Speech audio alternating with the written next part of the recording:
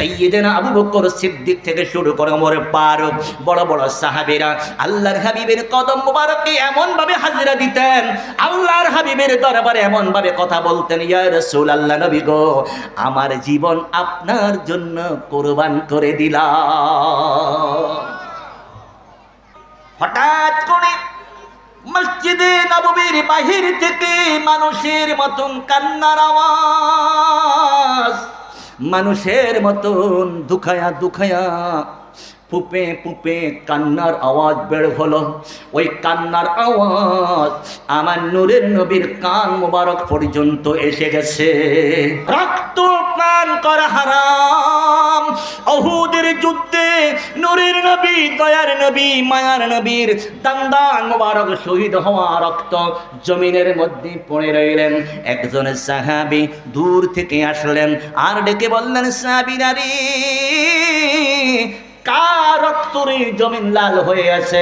একজন ডেকে বললেন, নূর নবীজির দান্দান মোবারক শহীদ হওয়া রক্ত। মালিক ইবনে সিনান নামের সেই সাহাবী দৌড়াইয়া জমিনের মধ্যে পড়ে গেলেন। জমিনের মধ্যে পড়ে চেটে চেটে আমার নবী রক্ত মোবারকটা পান করা শুরু করলো।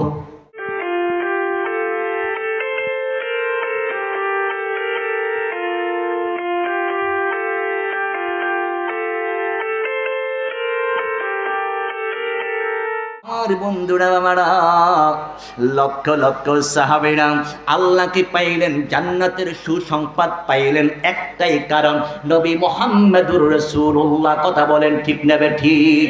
আল্লাহর হাবিবকে জীবনের চাইতে বেশি ভালোবাসলেন, সম্পদের চাইতে বেশি ভালোবাসলেন, পিতা মাতা চাইতে বেশি ভালোবাসলেন, আত্মীয় স্বজন চাইতে বেশি ভালোবাসলেন, এমনকি নিজের জীবনের চাইতে বেশি ভালোবাসলেন।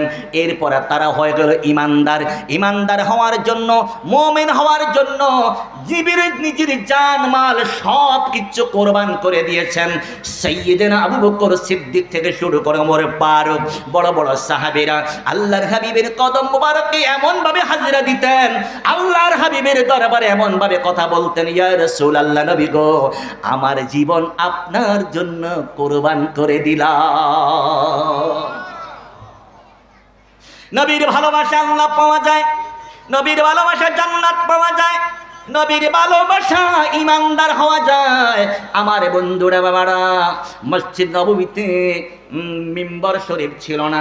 আল্লাহর নবী খেজুর গাছের একটা ঢালের মধ্যে হেলান দিয়ে খুতবা দিতেন। খেজুর গাছের ঢালের মধ্যে নবী হেলান দিয়ে খুতবা দিতেন।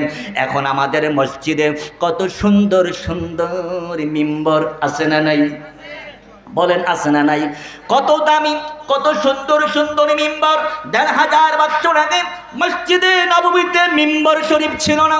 নবীজি খেজুর গাছের ঢালে হেলান দিয়ে দাঁড়িয়ে দাঁড়িয়ে খুতবা দিতেন। কোনো একদিন কোনো এক সাহাবী সুন্দর করে একটা মিম্বর শরীফ বানায় আনলেন। ইয়া রাসূলুল্লাহ, নবী গো, আপনি দাঁড়িয়ে দাঁড়িয়ে খুতবা দিতে কষ্ট হয়, ওগো নবীজি, আপনি এই মিম্বর শরীফে বসে বসে খুতবা দেবেন। খুতবা দিতেন। ওই দিন জুমার দিন নূরের নবী, দয়ার নবী ওই সুন্দর মিম্বর শরীফের ভিতরে দাঁড়ায়া বসে নবী খুতবা দিলেন। আর যে ঢালটা এতদিন নবী ব্যবহার করলেন, ওই ঢালটাকে সাহাবায়ে কেরাম একটু দূরে নিক্ষেপ করে ফেলে দিলেন, একটু দূরে নিক্ষেপ করে ফেলে দিলেন। নবীর আলোচনা চলল। হঠাৎ করে মসজিদে নববীর বাহির থেকে মানুষের মতন কান্নার আওয়াজ, মানুষের মতন দুখায়া দুখায়া পুপে পুপে কান্নার আওয়াজ বের হলো। ওই কান্নার আওয়াজ আমার নূরের নবীর কান মোবারক পর্যন্ত এসে গেছে। আমার নবীর কি মোবারক আওয়াজ দেন, কি মোবারক। কথা প্রসঙ্গে একটু বলে দি বাবা, যদি নবীর প্রেমিক হতে চান, নবীর আশিক হতে চান, নবীর ভালোবাসায় সিক্ত হতে চান, ইমানদার আল্লাহওয়ালা সাহাবীদের মতন যদি হতে চান, তাহলে আবু বকর, ওমর, ওসমান, আলীর মতন যদি হতে চান, ওয়াইস কুরুনি আল কারণীর মতন যদি হতে চান, হযরত বেলাল রাদিয়াল্লাহর মতন যদি হতে চান, তাহলে আমার নবীর চুল মুবারক থেকে শুরু করে কদম মুবারকের নখ মুবারক পর্যন্ত প্রত্যেকটা অঙ্গের সাথে মুবারক শব্দ ব্যবহার করা লাগবে। এইভাবে বলতে হবে, আমার নবীর চুল মুবারক, আমার নবীর পেশাব মুবারক, আমার নবীর পায়খানা মুবারক, আমার নবীর ঘাম মুবারক, আমার নবীর রক্ত মুবারক। বলেন কি মুবারক? তার কারণ কি? আমাদের ঘামের মধ্যে দুর্গন্ধ, নূরের নবীর ঘাম মুবারকের মধ্যে মেশক আম্বরের গ্রাণ। বরকত বরকত বরকত আছে না নাই? বন্ধুরা আমার, তাম পৃথিবীর মানুষের রক্ত খাওয়া আল্লাহ হারাম করে দিয়েছেন। কি করেছেন? আওয়াজ দেন, কি? রক্ত পান করা হারাম। উহুদের যুদ্ধে নূরের নবী, দয়ার নবী, মায়ার নবীর দান্দান মুবারক শহীদ হওয়া রক্ত জমিনের মধ্যে পড়ে রইলেন। একজন সাহাবী দূর থেকে আসলেন আর ডেকে বললেন, সাহাবীরা রে, কার রক্তরে জমিন লাল হয়ে আছে? একজন ডেকে বললেন, নূর নবীজির দান্দান মুবারক শহীদ হওয়া রক্ত।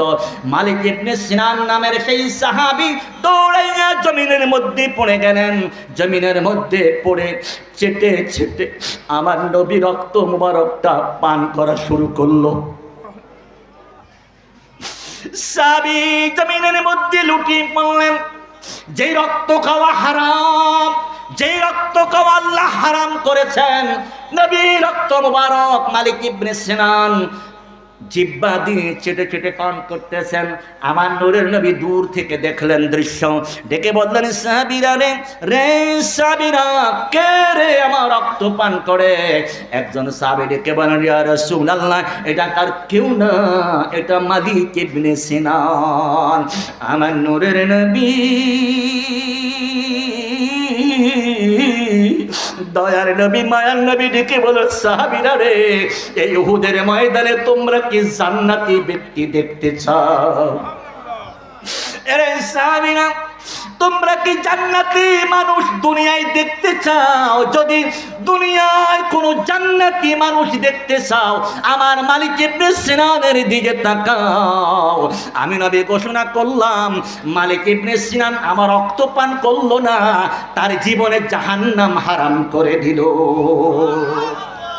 আমার বন্ধুরা, সেই জন্য আমার নবীর চুল মুবারক থেকে শুরু করে কদম মুবারকের নখ মুবারক পর্যন্ত প্রত্যেকটা অঙ্গের ভিতর বরকত আছে না নাই?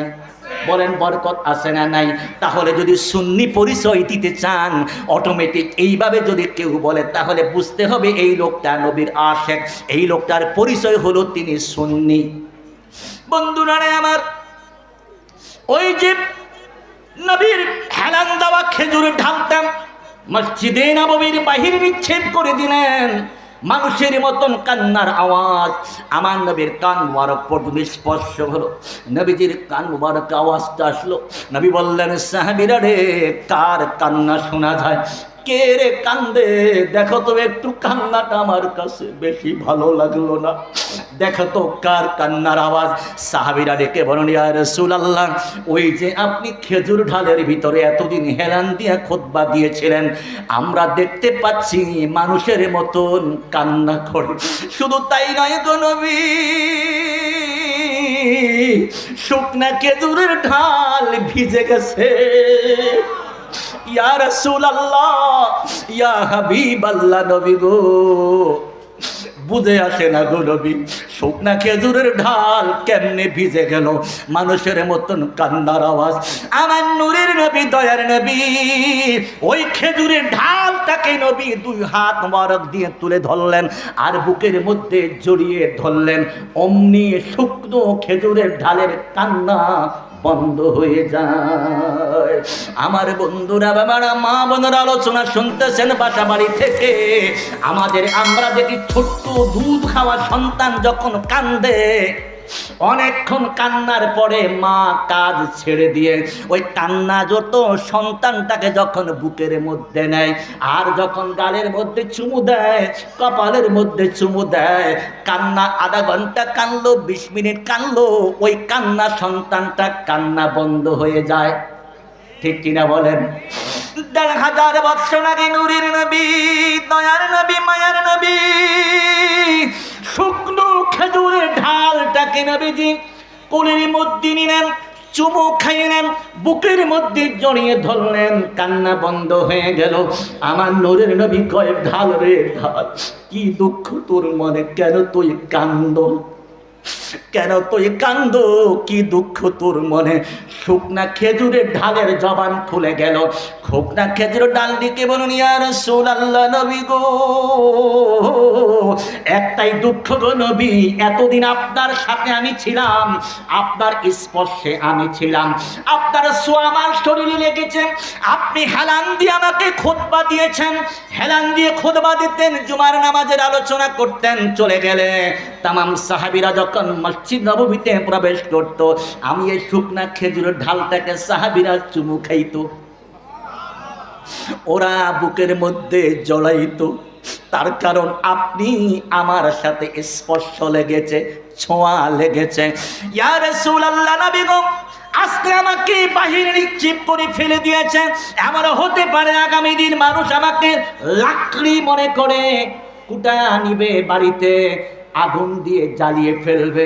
না গো না নবী গো, এতদিন আপনার স্পর্শে ছিলাম, আপনার ছোঁয়ায় ছিলাম, আমি চাই না আমি লাকড়ি হয়ে চুলার আগুনে জ্বলে। ইয়া রাসূলুল্লাহ, নবী গো, এতদিন আপনার সাথে ছিলাম, আমি আপনার সাথে থাকতে চাই।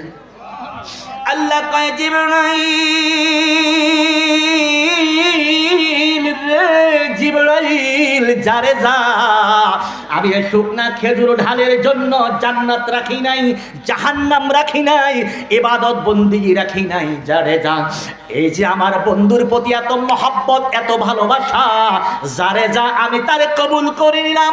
আমার বন্ধু হাবিব যেই জান্নাতে থাকবে, আমি এই শুকনা খেজুর ডালটাকে সেই জান্নাতে পৌঁছায়া দিব। আমরাও জান্নাতে যেতে চাই কি চাই না?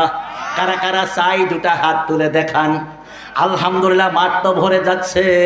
আমি এখন যেখানে বসে আছেন সেখানেই থাকবেন। আমি যদি বলি সামনে আসেন, আমার সময় নষ্ট হবে। যারা বাহিরে দাঁড়িয়ে আছেন ভিতরে আসবেন, খালি জায়গায় ভরে যাবেন। মাঠ তো ভরে যাচ্ছে আমার বন্ধুরা, বাবারা। তাহলে বোঝা গেল নবীর সাথে সম্পর্ক থাকলে ঠিকানা হয় জান্নাত।